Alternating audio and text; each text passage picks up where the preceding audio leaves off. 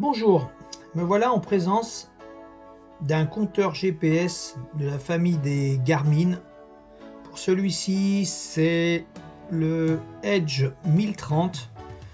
Alors voilà, un problème que beaucoup de cyclistes, mais je dirais surtout des VTTistes comme moi, qui ont rencontré le support arrière lors d'une chute ou le support, comme on peut le voir ici dans la caméra, se casse. En fait, il s'agit d'une matière, c'est un plastique de la famille qu'on appelle les thermodurcissables, qui sont assez fragiles lors d'un impact. Et là, comme on le voit, eh bien, il s'est cassé, ce qui fait qu'il ne tient plus dans son support, dans son ergot, hein. Il tient mal. Et il n'existe très peu de solutions pour pouvoir réparer, si ce n'est de remplacer la coque complète. Donc assez fastidieux, puis je pense assez onéreux au service Garmin. Donc il existe des solutions de repli, en l'occurrence une que j'ai découvert, je pense, qui vient certainement des États-Unis, enfin peu importe. C'est un support en aluminium qui viendrait se fixer dessus. Donc je vais vous montrer comment dépanner et rendre à nouveau le Garmin utilisable. Et puis je pense d'ailleurs ça sera beaucoup mieux à avoir dans le temps, mais d'après ce que j'ai pu voir d'autres utilisateurs, notamment youtubeurs à l'étranger, ça semblait assez bien. J'ai envie de dire, étant donné que le support demain sera en aluminium, il n'y aura plus aucune raison que ça se casse. Du coup, ça sera certainement l'insert intérieur qui se cassera, parce qu'il faut toujours un point de rupture, hein, notamment lors d'une chute. Alors, avant toute chose, ce que je pourrais conseiller à tous les utilisateurs d'un Garmin, c'est surtout d'avoir un petit leash, parce que on va dire qu'un appareil qui coûte, enfin moi à l'époque je l'avais payé presque 500 €, ça permet de lui sauver la vie, notamment d'éviter de le perdre dans la nature. Quand il y a des vibrations, il peut se desserrer et tomber. Donc on l'a suspendu à notre cintre. Voilà. Donc on va procéder par étapes, hein. Déjà on va ouvrir donc le petit. Alors voilà. Alors je sais pas trop si on voit à la caméra. Voilà le petit support. On a deux petites vis cruciformes. Voilà, je vais les mettre ici. Alors moi pour ma part, j'ai pris une petite pince coupante pour couper les petites ailettes qui sont ici. Alors comme vous pouvez le voir, en premier lieu, pour ma part, moi j'ai pris une recte avec un feutre pour tracer l'axe. C'est vrai que je ne l'ai pas vu sur les autres, notamment vidéos, pour avoir l'aplomb quand on va le recoller, parce que je pense que c'est capital, parce que si on a une rotation mauvaise lorsqu'on va le fixer, le coller, le support, votre GPS risque de ne plus être dans l'axe. Donc d'où le trait noir que vous pouvez voir. Alors je le reprendrai tout à l'heure. Donc il faut juste un petit stylo indélébile, une petite pince, je pense, coupante pour faciliter le travail. Voilà. Voilà pour ce côté. On fait la même chose, même si il est déjà cassé de l'autre côté, parce que ça, il était déjà cassé de par certainement une chute, ou alors quand j'ai dû peut-être le taper, ce qui nous arrive souvent en VTT, taper dans une branche d'un arbre, dans les singles qui sont assez étroits. Sur le principe, c'est très sympa, les singles étroits, mais le matériel, il aime pas trop. Alors ensuite, moi j'avais préparé des différentes petites limes, mais on va essayer avec la grosse. Juste mettre un petit coup de lime, je pense, pour lui donner la forme arrondie.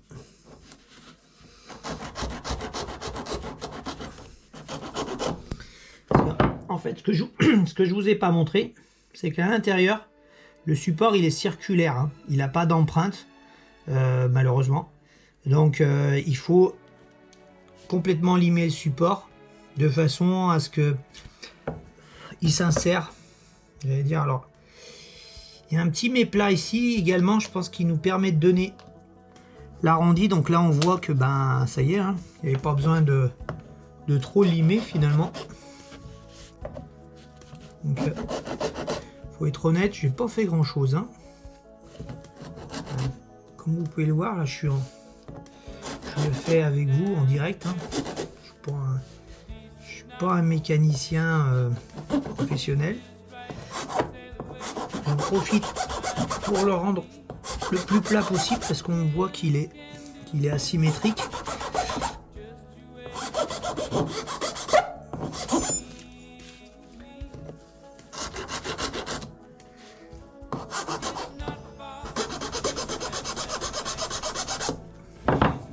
Je vais allumer sans le faire exprès.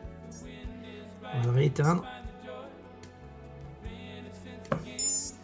Voilà.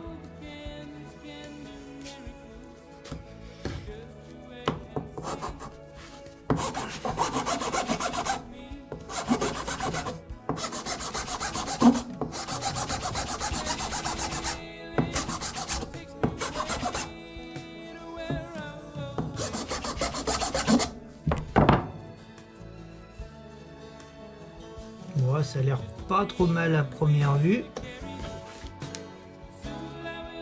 Bon, après moi je sais que je suis assez perfectionniste, mais voilà. Peut-être un poil les angles. Voilà. Bon, je pense qu'on est pas mal. Ouais, on est pas mal du tout. On est pas mal du tout. Alors, ce qu'on va faire. Alors, c'est vrai que le 1030 a la particularité. Bon, moi je l'ai jamais mis, mais on peut mettre une batterie additionnelle. D'où les petits. On a 5 petits plots cuivrés, enfin dorés. Là, c'est pour, je pense, le contact avec une batterie qu'on met derrière. Bon, du coup, en mettant support, ça va de soi, on perd ces contacts là. Voilà.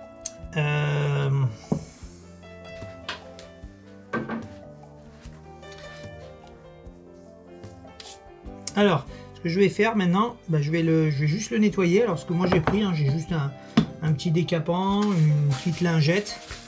On va le nettoyer de façon à ce que ce soit propre.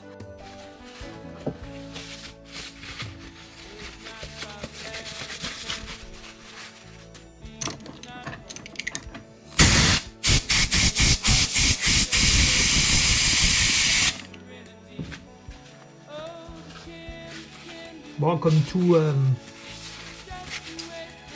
dès lors qu'on utilise des colles, hein, il faut toujours que le support soit le plus propre possible. Ça va de soi. Voilà, c'est un décapant. Donc, ça nettoie assez bien, mais après peu importe, je pense de l'alcool, ça fait l'affaire.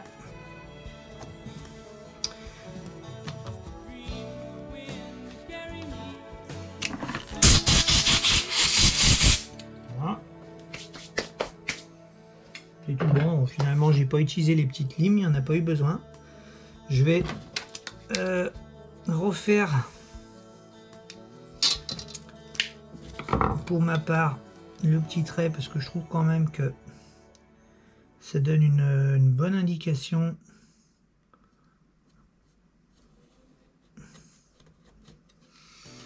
Voilà, c'est fait. Ensuite, mettre en place, donc dans l'axe, là on est pas mal. On est pas mal. On va visser faire les pré-trous.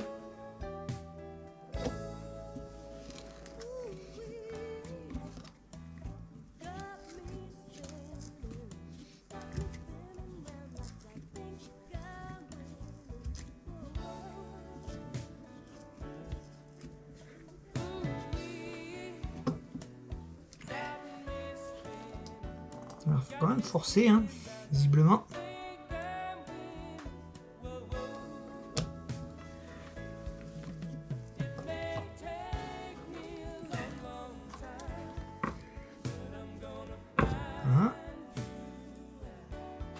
Alors, pour faciliter, moi, j'utilise le pointeau, notamment pour un vissage plus simple.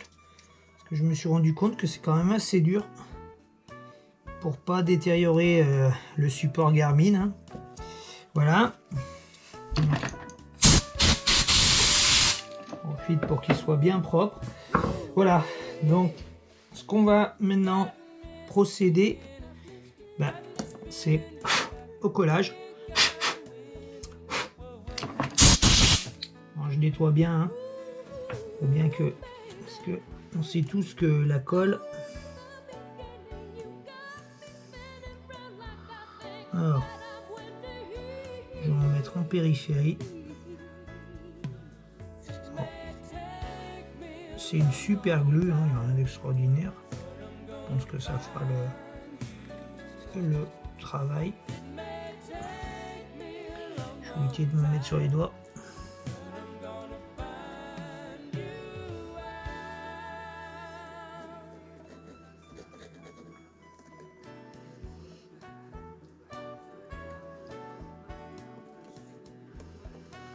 Bon, je pense que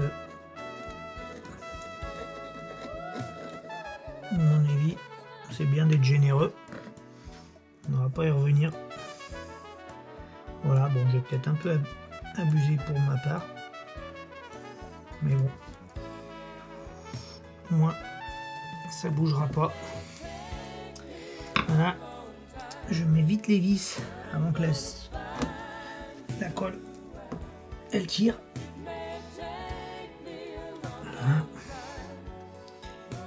Bon, moi, je sais pas si vraiment les vis elles ont une grande importance. Elles ont le mérite d'exister. Voilà, je m'assure que je suis bien dans l'axe. Ça a l'air pas trop mal. Alors c'est vrai que il y a un petit méplat qui nous donne aussi un petit aplomb. Je pense qu'il est fait un peu exprès.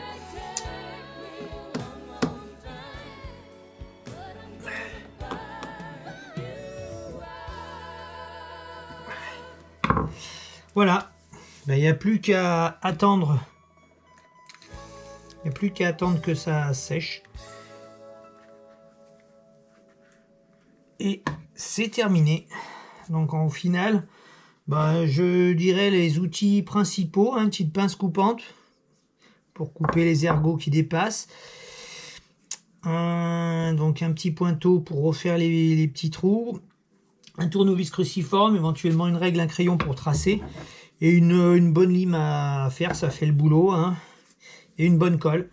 Voilà, on se retrouve avec un Garmin qui est prêt à repartir. Alors voilà, verdict. Donc on a collé notre support. La colle a bien séché. Ben, on va faire un test, hein, tout simplement. On le met en place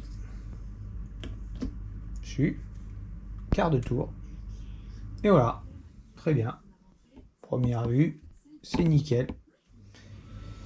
Voilà, c'est terminé. Objectivement, si on regarde combien de temps j'ai mis, bon, ça m'a pris moins de 10 minutes. Hein.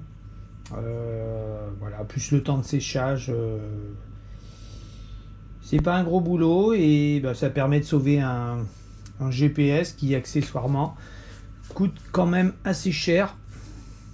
Voilà, sachant que ça peut marcher pour toute la gamme des Garmin, hein, parce que finalement, quel que soit le modèle, du plus petit au plus gros, le support arrière reste le même. Voilà, ben bon ride.